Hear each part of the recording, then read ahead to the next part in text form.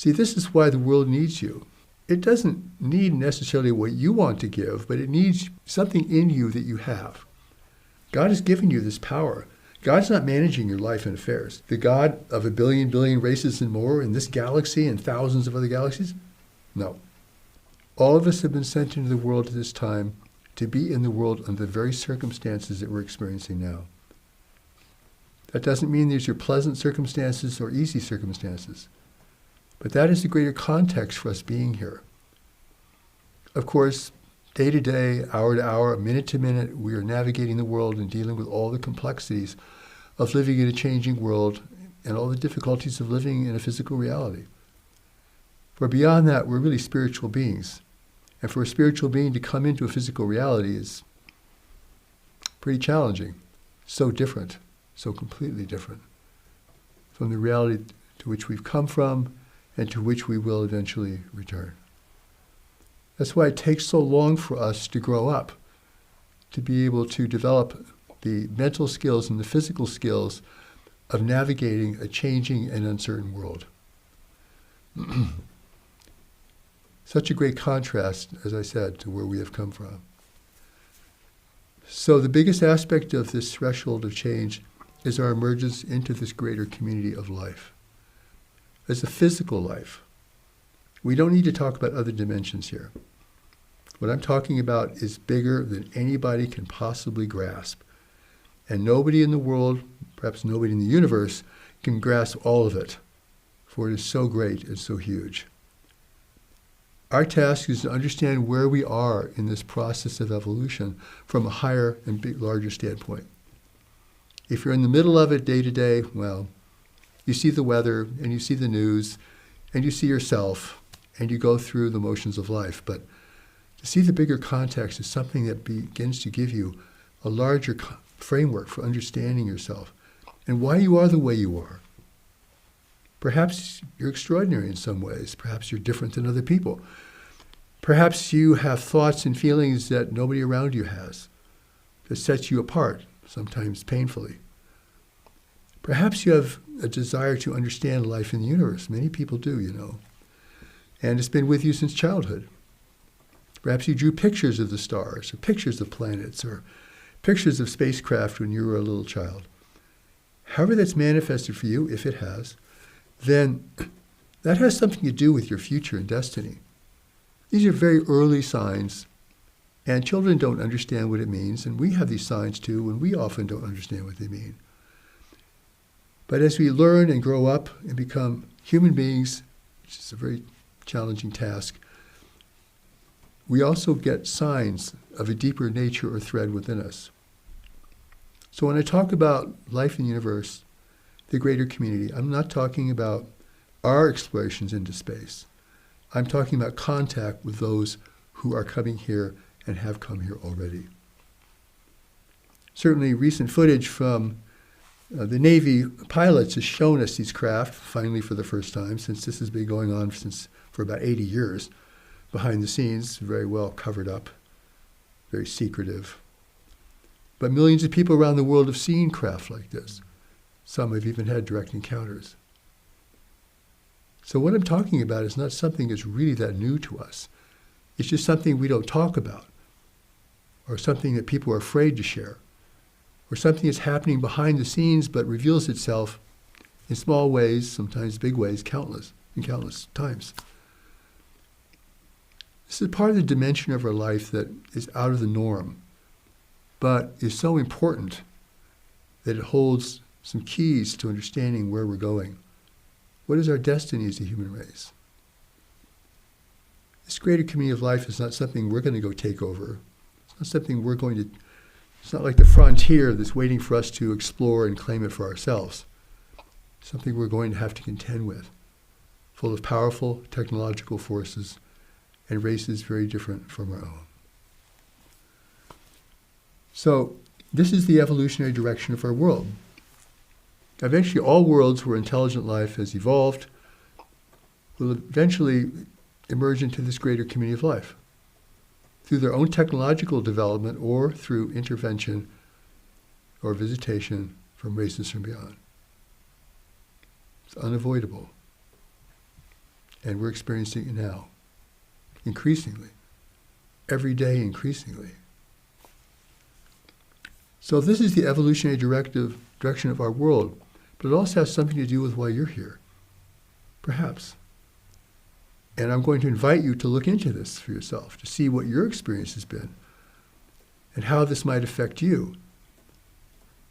Do this objectively with yourself. Don't just dismiss it or say it's not real, can't be. What do you mean it can't be? It's happening. And because it represents our destiny and it's happening now, it has everything to do with where the world is going now. What is being created, what is being destroyed. Why are wars fought? What's happening to the world physically? The decline of the natural world, the loss of world resources, the heating of our planet. The condition of the world has actually brought visitation and intervention here. Why? Because worlds like ours are so rare in the universe. Beautiful terrestrial planets with a grand diversity of life.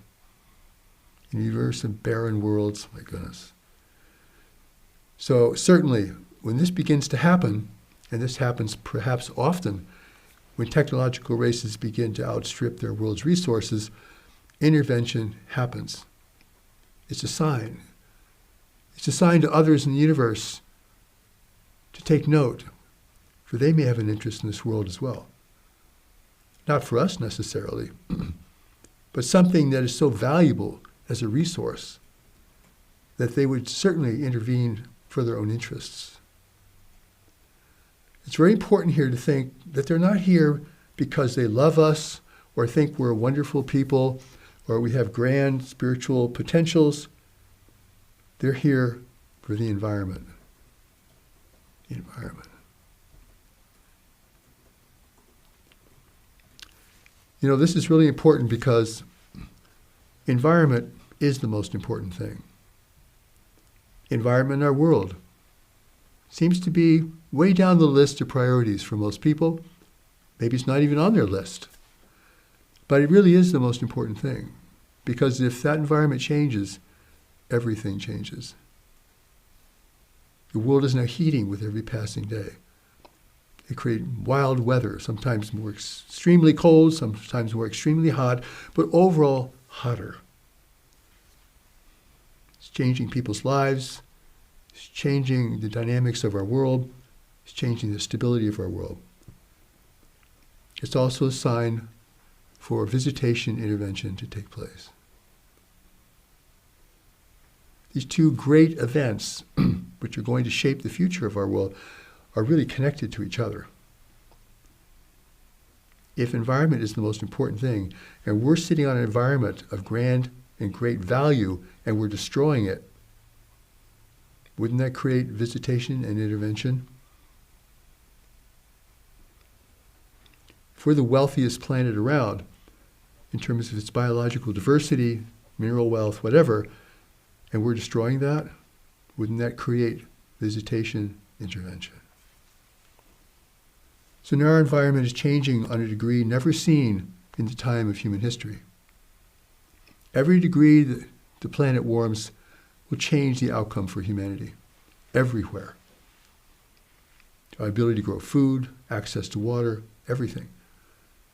So there's nothing really bigger than this in terms of our future and our security and our well-being and our stability, because if countries start fighting each other over fundamental resources, well, we're going to have a world at war, like in a big way. Not one grand war, but many wars.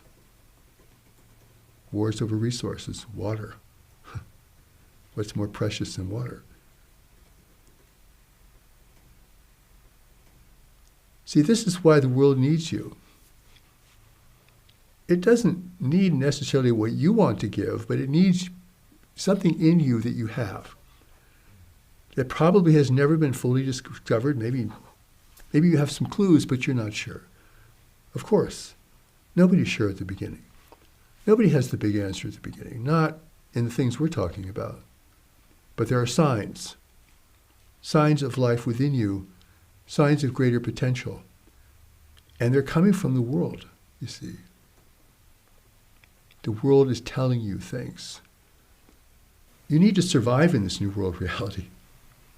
If you're living a little monocular life, assuming that everything is going to be there for you and be the same for you, your employment, the stability of your community, the climate, the seasons, everything is going to be as you are used to them being, then you're not going to adapt to this changing world environment. And the failure to adapt is very dangerous and costly. You're not keeping pace with where the world is going, because most people aren't even paying attention. They don't want to know. I don't want to know about that. Well, you need to know about that. You're here to know about that in a bigger sense. This deeper intelligence I'm talking about really represents the internal part of you, whereas your worldly self is something that's been created since you've been here. A few decades old, maybe several decades. That's it. And part of you is eternal and still connected to your source. Wow. So that eternal part of you is the guiding light here. Because this is your divine connection, and this is what is connected to the movement of the world. Otherwise, people just want to tune this out. I don't want to look at this. It's too big for me. I just want to do what I have to do. But that's not adaptation.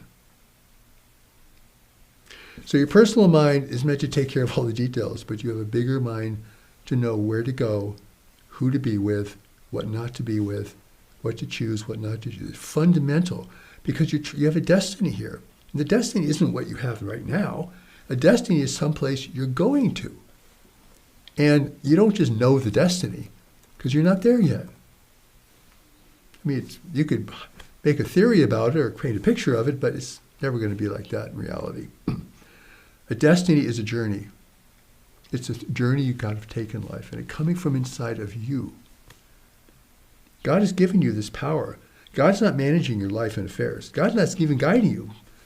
The God of a billion races and more in this galaxy and thousands of other galaxies? No. God's intelligent. Put the guiding intelligence within you. People say, is this intuition? Well, intuition comes from this deeper knowledge, but the deeper knowledge is even bigger than that. It's really carrying the real purpose and mission of your life. It's holding it for you until you're in a situation in life and in a state of mind where you can come to see what that is and to become responsible for it. See? The preparation has many stages for this. It's not just having the right ideas or believing in the right things. You can't give your life over to God because God is giving your life back to you. I really feel for younger people who do not yet have a strong enough anchor being in the world, a strong enough position in the world to feel the things that they're feeling and see the things they're seeing. I mean, they're seeing their world break down, change right before their eyes. Their future is changing. Perhaps their prospects are diminishing. They see their world entering into greater levels of crisis. And you can understand why this would lead to tremendous fear and anxiety and self-doubt. And here again, the power of this knowledge is the redemptive force within you. God is not going to save you by what you believe in. God is going to save you by giving you this knowledge to follow so that you can fulfill your destiny being in the world, whether you are a Christian, a Buddhist, a Muslim, or have no religion at all. I want to be very clear about that. This is not a belief situation. Actually, belief is pretty weak and can become very, very restraining or limiting to a person. I only believe in this. Well, you don't see everything else if you only believe in this. The beauty is God saves you from the inside out, not by what you believe in. No. And God saves you because what you have been given can guide your life, determining the really important things of your life. It's not going to tell you where to go this Friday. It's not going to tell you, what to choose, where you're shopping. It's going to set a direction, and it's going to support you in that direction. And you adjust your life accordingly. Otherwise, you're going to see what's coming over the horizon, and you're going to be so frightened, so anxious. You just want to go away. You go into denial. I'm not going to look at this. But you need to look at it. It's your life. It's changing. Nature can be unmerciful to the unprepared. And so when you're in a changing environment, adaptation and preparation then become important. because otherwise you're just going to hope things get better and things are going to go where they're going to go. And you never saw that, or you don't know what that means, and you're overtaken by it in the end. So instead of retreating and withdrawing, or thinking, I just got to protect what I have, I can't deal with this, you need to begin to look into things as objectively as you can. I know it's upsetting. I get upset. The war in Ukraine is upsetting me. Things upset me. Of course they do. You'd be numb if they didn't upset you. So allow that to happen. Some things are hard to look at, and you don't have answers, but you do have a direction. There's a gift you have for the world. It's very specific. It involves certain people. Probably you have never met them yet. Maybe you have, some of them. But you have to take a journey to get there. It's maybe not have anything to do with what you're doing now. It probably doesn't represent the thing you always thought you would be doing. But it's there. And it's there because it's needed in the world, and you're one of the people who can respond to that specific need. You're not going to solve the whole thing. Of course not. Nobody's going to solve the whole thing. No president, no leader. No. It's going to take a lot of people, increasingly, responding to changing circumstances and being constructive in their response. And this is what's being called for now. You know, I'm giving this teaching because the world is changing, and if people don't respond to that, this gets pretty hazardous and dangerous for everybody. So everybody has a stake in this. But the difference is, when you connect with this deeper intelligence, it is really about service in the world. It's not about you gathering wealth and hiding out somewhere. It's not about you becoming all totally powerful that nobody can hurt you. It's about your service, why you have been sent. You've been sent to the world. You didn't just show up one day like, what am I doing here? You were sent. But this is at a deeper level within you. Your personality, your worldly conditioning may not say anything about this. Maybe you admire people who have a greater purpose and destiny in the world, but that's going to have to be a lot of people now. Otherwise, the harvest is plentiful and the laborers are few, in terms of the world needs many people and few show up. So what you're being given here is a means of surviving in a radically changing world and being of great service in that world, which is your heart's desire. You can't just be a locust upon the land and just devour everything in sight. I mean, you're going to run out of everything in the land, which is happening slowly but surely. The big changes are happening slowly but surely, so they don't arouse a lot of response. But they are the most important changes. The world is getting noisier and will get noisier. So you're going to have to withdraw into yourself and begin to preserve and build your inner life, because your inner life is something the world cannot really reach. It can reach you psychologically, it can reach you physically, it can reach you emotionally, but your inner life is something deeper and more sacred within you. And if you have too much of the world impressing itself upon you, you just will not be able to build this center within yourself, being grounded in this deeper part of you.